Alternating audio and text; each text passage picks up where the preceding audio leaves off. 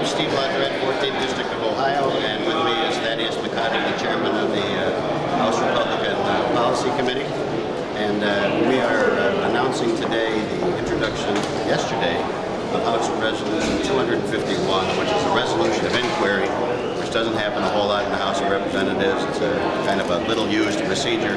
But basically, in the wake of the announcement this week of the egregious bonuses at AIG, it provides that, and it directs the Secretary of the Treasury to provide the United States Congress within 14 days all documents relative to his discussions, negotiations, when they were talking in January about dividing AIG into three parts, the run-up to the stimulus bill, the run-up to the $30 billion of additional money that AIG received. It will initially be referred to the House Committee on Financial Services, and under the rules of the House, they have 14 days to act on it.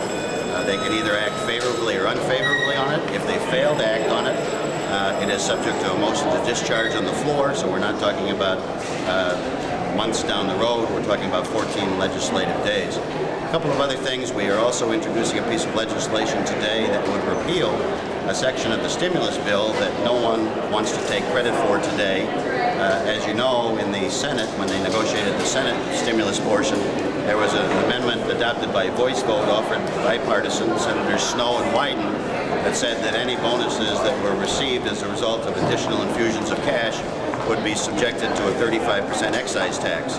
Mysteriously, that provision disappeared from the stimulus bill during the conference, and instead inserted was in Title VII, Section 111, subparagraph 3 little i's, was a provision that there would be no restriction on bonuses paid for firms receiving additional money, including this $30 billion, for any contract that was negotiated before February 11th, 2009.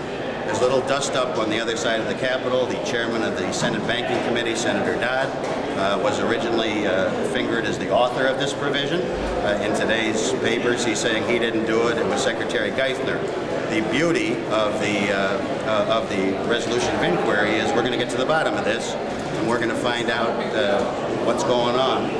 And the second piece of legislation, which we hope our friends in the majority will move expeditiously, would be to repeal this section of the Stimulus Act that would have a direct impact on these bonuses. Last thing before I turn it over to Congressman McCotter, there's a lot of gnashing of teeth here in the Capitol about the sanctity of contract law included in the Constitution of the United States, which I happen to be supportive of. But what we've seen in this Congress already, if you're an auto worker in Detroit and you wanted federal assistance, your company wanted federal assistance in the form of the auto bailout, we could cram down your wages and say you can't make $29 an hour, you need to make $20 an hour. Certainly those are contracts. We ran right over those.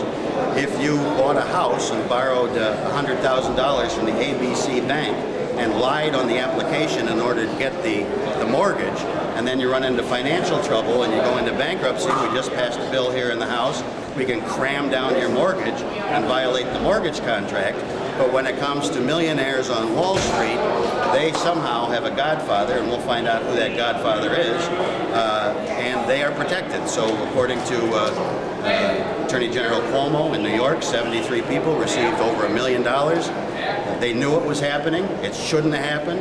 And for them now to say, oh, let's make it subject to 100% tax, it's disingenuous. We're going to find out what's going on, and hopefully we'll do this in a bipartisan way. I want to turn it over to McCotter. I just want to say that I'm supportive of this resolution of inquiry because the American people deserve not only the millions in bonuses that were paid out back in their pockets, they not only deserve an end to the billions of dollars of their money going into an institution that's too big to fix, they also importantly deserve answers to how this fiscal obscenity happened to transpire.